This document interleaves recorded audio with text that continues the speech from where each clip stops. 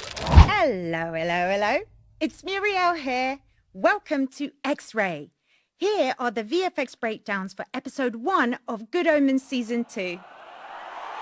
Creating the dark matter was the first step to making the opening universe sequence.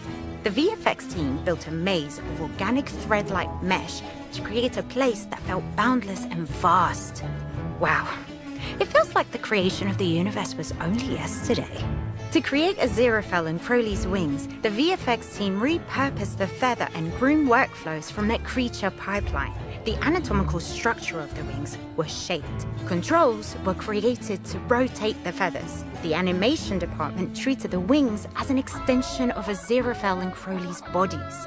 Finally, the lighting rig used on set was replicated to work in the CG space. When Crowley says, "Let there be light," it triggers the expansion of the nebula, transforming the dark matter to create this glorious part of the universe.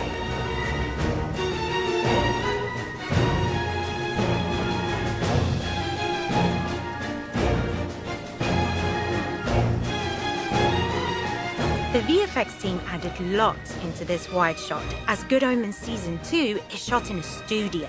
Everything in the foreground is mostly real, but anything in the background was added later. The faraway buildings, streets, and even crowds of people. A custom camera move was needed to transition from the street through the letterbox and finally to Aziraphale in the bookshop. Unlike this door, the door to the bookshop we see up close isn't real. It was recreated with photorealistic detail down to the brass hardware. You could have fooled me. This enabled the custom camera to take over the shot and travel through the letter opening. This was achieved by animating the letter door to open at the right time to allow a smooth transition to Aziraphale holding the letter. The VFX team added extensions to the set to make us feel like we're really in Soho. Toppers were added to the buildings in the foreground, and the rigging and lighting were made to look like the sky. They added cars, CG crowds, and second and third floors to buildings.